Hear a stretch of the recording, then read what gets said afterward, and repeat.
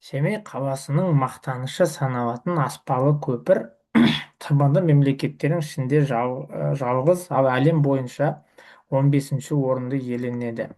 Аспалы көпір қала өңірінің оң жағы мен сол жағын байланыстыратын теңдесі жоқ құрылыс нысаны. Көпір жер сілкінісіне төзімді етіліп жасалған.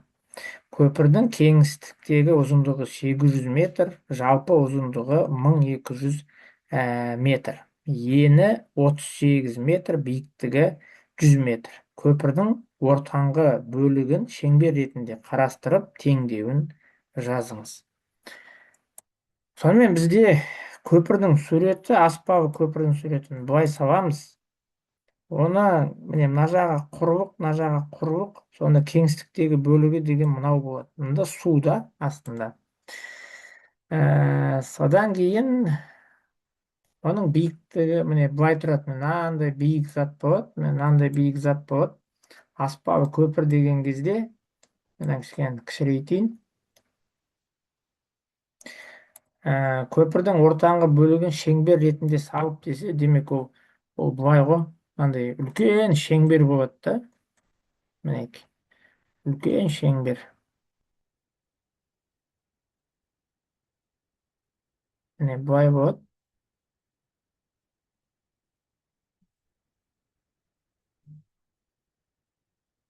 Мына бөлігі негізі жоқ. Міне мына бөлік негізі үзік сызықтармен келтіріп қойын.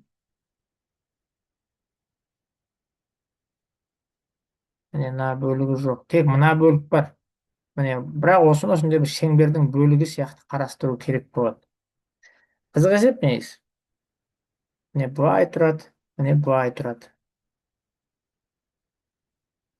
Сонда бізде қарап тұрсақ, осы шеңбердің теңдеуін жасау керек қой. Енді қарайық. Бізде не белгілі? Кеңістіктегі ұзындығы 800 метр дейді. Одан кейін жалпы ұзындығы 1200 метр. Міне жалпы ұзындығы 1200 метр. Сонда 1200-ден 800 жасам 400. 400-ді 2-ге бөлсем, мына жағы 200, мына жағы 200 болады.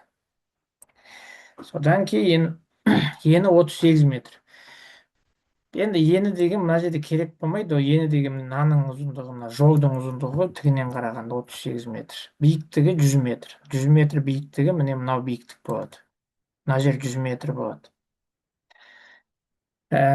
Сонда мына шеңбердің теңдеуін салсақ, мына жер центр деп алсақ, міне мына жер радиус болады.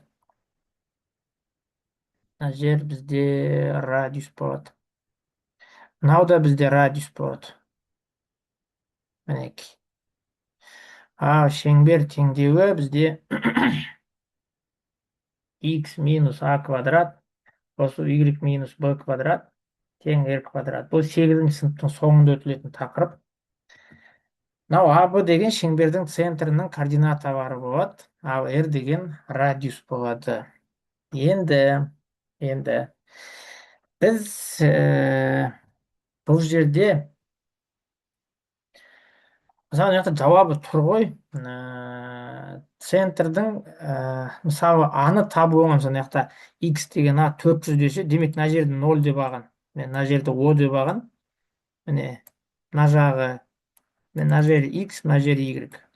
Енді қара, бұл мен не үшін айтып жатырмын? Өйткені мынаны y деп алуға болады да, былай оны y деп алуға ешқандай тиым. Онда мынау 600 болады.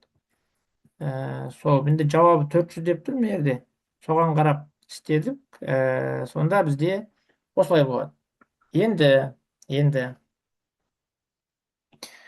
жерді онда міне а деген 400 болады. Мына жер 800-дің ортасы 400.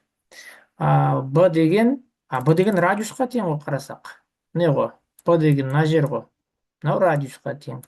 Сонда радиус тапсақ, болды. Мына жаққа қоям, мына жаққа қоям. Есеп шығады. Сонда бізде былай болады.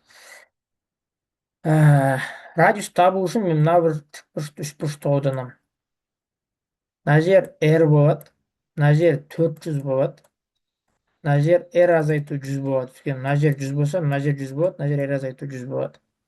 Пифагор теоремасы бойынша R азайту 100-дің квадраты қосамын 400-дің квадратын тең болады r-дің квадраты. Катеттің квадраты қосу катеттің квадраты тең гипотенузаның квадраты. Мына жер бізде r квадрат минус 200r қосамын 10 мың болады.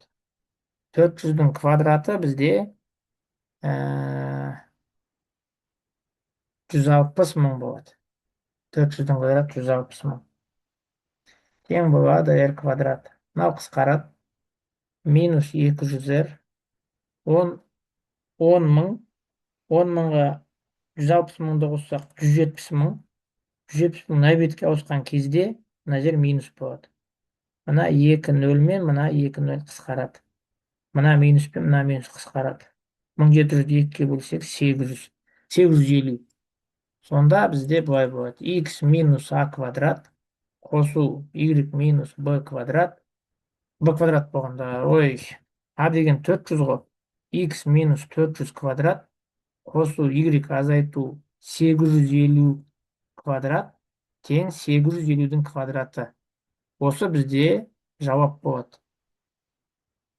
Мінекей, осы бізде жауап болады. Осы жауап бізде, мында бізден қателік келіп, мына жерде квадрат тұру керек. Дұрыс жауап болса, мынау дұрыс болу үшін мына жерде квадрат тұру керек. Есеп осылай шығады. Күрделі есеп, бірақ бұл 8-ші сыныптың есебі болып табылады.